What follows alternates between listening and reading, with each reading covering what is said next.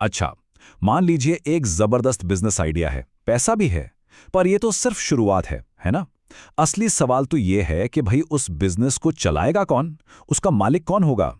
आज हम इसी पहेली को सुलझाएंगे और समझेंगे कि बिजनेस आखिर खड़े कैसे होते हैं।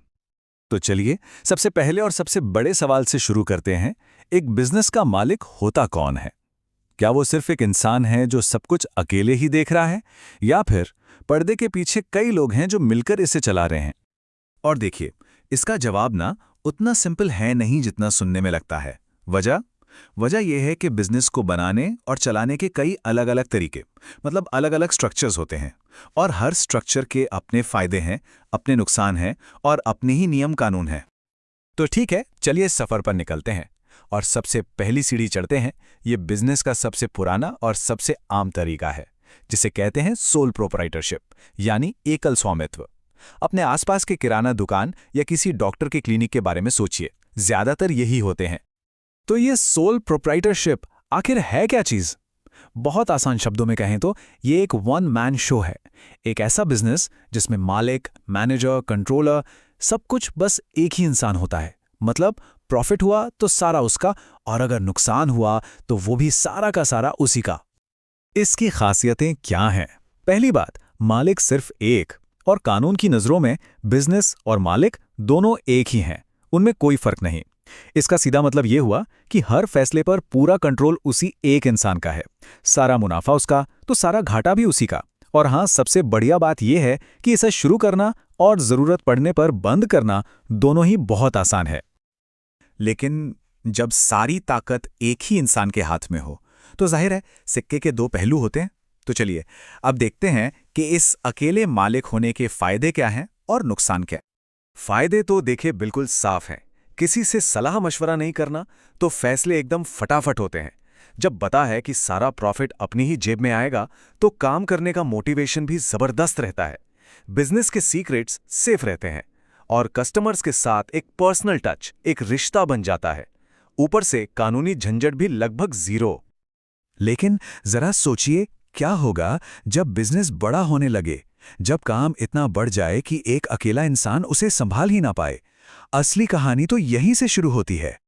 देखिए, एक अकेले इंसान के पास पैसा, रिसोर्सेज सब लिमिटेड ही होते हैं, और कोई एक व्यक्ति मार्केटिंग से लेके फाइनेंस तक हर चीज का एक्सपर्ट तो हो नहीं सकता, है ना? बिजनेस की पूरी नाव बस एक ही इंसान के भरोसे होती है। लेकिन इन सबसे भी बड़ा एक खतरा है, और वो है अनलिमिटेड लायबिलिटी, यानी असीमित देयता। तो ये अनलिमिटेड लायबिलिटी, ये है क्या चीज आखिर?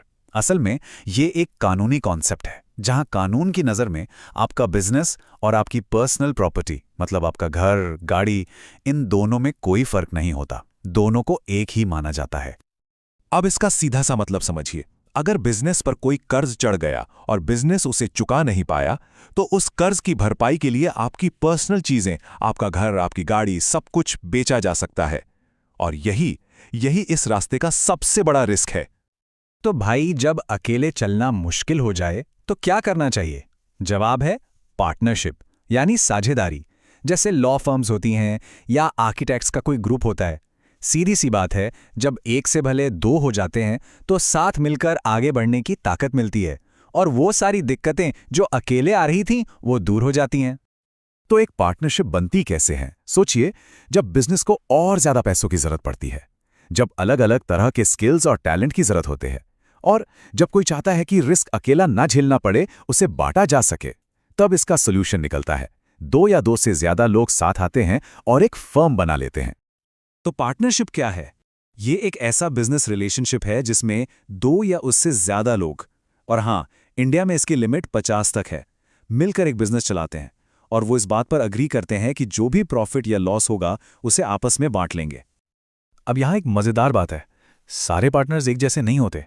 जैसा कि इस टेबल में दिख रहा है, एक होता है एक्टिव पार्टनर जो रोजमर्रा का काम का संभालता है, फिर होता है स्लीपिंग पार्टनर जो सिर्फ पैसा लगाता है और बस, और एक होता है नॉमिनल पार्टनर जो सिर्फ अपना नाम देता है बिजनेस को। लेकिन एक बात पर जरूर ध्यान दीजिएगा, ज्यादातर केस में इन सब की लायबिलिटी अनलिमिटेड ही होती है। तो पार्टनरशिप के फायदे क्या हुए? सबसे पहला, जाहिर है, पैसा ज्यादा आता है। दूसरा, अलग अलग लोगों का दिमाग और स्किल्स साथ में काम करते हैं तो फैसले भी बेहतर होते हैं। और सबसे बड़ी बात, रिस्क जो है वो सब में बढ़ जाता है, किसी एक पे सारा बोझ नहीं बढ़ता। पर रुकिए, चुनौतियां भी हैं और वो भी कम नहीं। जनरल पार्टनर्स के लिए वो अनलिमिटेड लायबिलिटी वाला खतरा अभी भी बना रहता है। पार्टनर्स के बीच में कहासुनी, झगड़े, ये सब होने का चांस रहता है। किसी एक पार्टनर की डेथ होने पर बिजनेस बंद भी हो सकता है। और एक बहुत बड़ा रिस्क ये है कि अगर एक पार्टनर ने कोई गलती की तो उसका असर और उसकी जिम्मेदारी बाकी सब पर भी आती है। अच्छा, तो सोल प्रोप्राइटरशिप और पार्टनरशिप, ये तो हो गए सबसे कॉमन तरीके। लेकिन कहानी अभी खत्म नहीं हुई है। बिजनेस को चलाने के कुछ और भी स्पेशल स्ट्रक्चर्स होते हैं। चलिए उन पर भी एक फटाफट नजर डाल लेते हैं। एक है जॉइंट हिंदू फैमिली फर्म। ये इंडिया में ही पाया जाने वाला एक बहुत यूनिक सिस्टम है, जहां एक ही परिवार मिलकर बिजनेस का मालिक होता है और परिवार का जो सबसे बड़ा मेंबर होता है, जिसे कर्ता कहते हैं, वो इसे चलाता है। और दूसरा है LLP यानी लिमिटेड लायबिलिटी पार्टनरशिप। ये समझिए कि पार्टनरशिप और कंपनी का एक मिक्सचर है। इसमें सबसे अच्छी बात यह है कि पार्टनर्स की लायबिलिटी लिमिटेड होती है, मतलब उनकी पर्सनल प्रॉपर्टी सेफ रहती है।